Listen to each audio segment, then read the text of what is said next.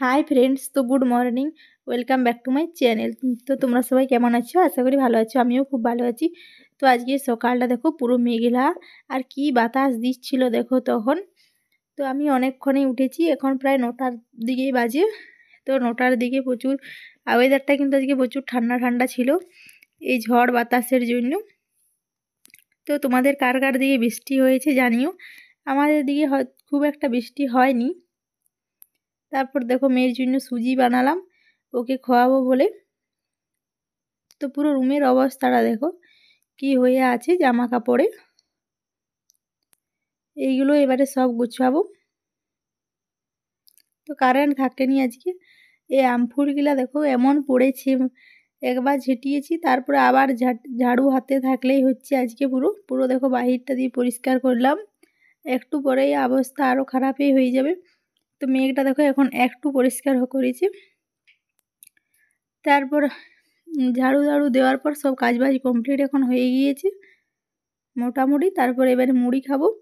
তার জন্য আমি আর মা এখন দুজনে বসে মুড়ি খাচ্ছি। এটা আলু সিদ্ধ করেছিলাম, আলু সিদ্ধ টমেটো দিয়ে মুড়ি এখন খাচ্ছি। তারপর দেখো বাহিরের অবস্থাটা, আর একটু হালকা হালকা বৃষ্টি পড়তেও শুরু হয়ে গিয়েছে এখন। একবারেই হালকা, খুব যে একটা বৃষ্টি হয়ে যায় তার না। তারপর আমি ঘরে খাবার খাওয়ার জন্য বসলাম। তারপর আজকে ছোট মাছ কিনেছিলাম, মেয়ে ছোট মাছ খাবার জন্য কাঁদছিল। আর এইগুলো সব ইঁদুরের জন্য রেখেছি খেতে। আমাদের যে গম লাগিয়েছে সেই গম খেয়ে দিচ্ছি ইঁদুরে, তার জন্য রেখেছি। তারপরে দেখো এখন আবার রোদও দেওয়া শুরু হয়ে গেছে। মেঘের যে কি অবস্থা সেটা আর কি বলবো, কখন রোদ, কখন জল, কখন বাতাস। তারপরে দেখো মেয়ে একবার জামা প্যান্ট যদি একটা বের করাইছে তাহলে রুমের অবস্থা ঠিক এরকম করছে। দেখো আজকে রুমের অবস্থাটা ঠিক আরও কি করেছি। ওর পেছনে সারাদিন একজন থাকলেই হচ্ছে। তারপর এখানে আলু ভাজা, শাক ভাজা আর মাছ রান্না করা হয়েছিল, আর ডাল করা হয়েছিল। মায়ের রান্না বান্না করেছিল, আমি আলু ভাজাটা করেছিলাম। এবার দেখো মেয়ে বিছনাটাকে এখানে ঘর বানাবে। এবারে ব্ল্যাঙ্কেটটাকে আর বালিশগুলো দিয়ে ঘর বানানো হবে এখন। তারে এখন প্রস্তুতিটা চলছে।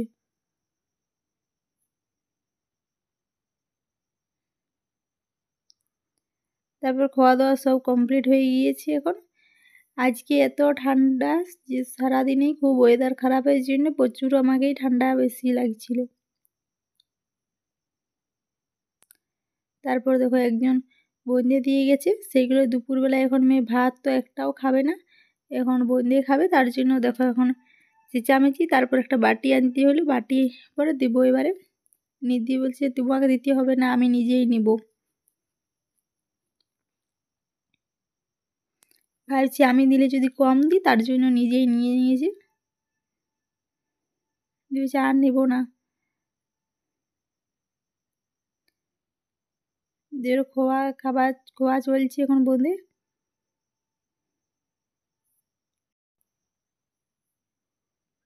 দেখো আমার লঙ্কা গাছগুলো কত ছোট ছিল, ছোটই আছে কিন্তু আমার লঙ্কা ধরে গিয়েছে। এই দেখো একটা লঙ্কা ধরেছে, আবারও লঙ্কা কত অনেক ফুল ফুটেছে আমার লঙ্কা গাছগুলোতে। তারপর মেয়ে ওই বঞ্জাগুলো শেষ করার পর আরও সন্ধ্যাবেলাতে বন্দি খাওয়ার জন্য চেঁচাচ্ছি, কাঁদছিল। তারপর আমি আরও বেসন দিয়ে বন্দি বানানোর চেষ্টা করছি। এই দেখো এটা রং দিয়ে বন্দি করেছি, আর এই ঝাঁঝরিটাই করে বন্দিটা করছিলাম। একবারে কম করে করছিলাম, ওর জন্য এটাকে আর করে খেতে ভাল লাগে। তো মোটামুটি ওই বন্দির আকারে আসছিল। তো ভালো খুব একটা হয়নি, ও বাচ্চা ওগুলো ওর ভালো লাগছে। ও বলেছে খুব ভালো হয়েছে, আমাকে আরও আবার করে দিবে।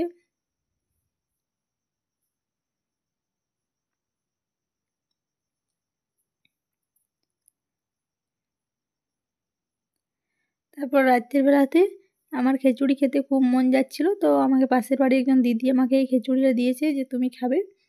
তো আজকের ব্লগটা এইখানেই শেষ করছি। ততক্ষণ পর্যন্ত সবাইকে টাটা।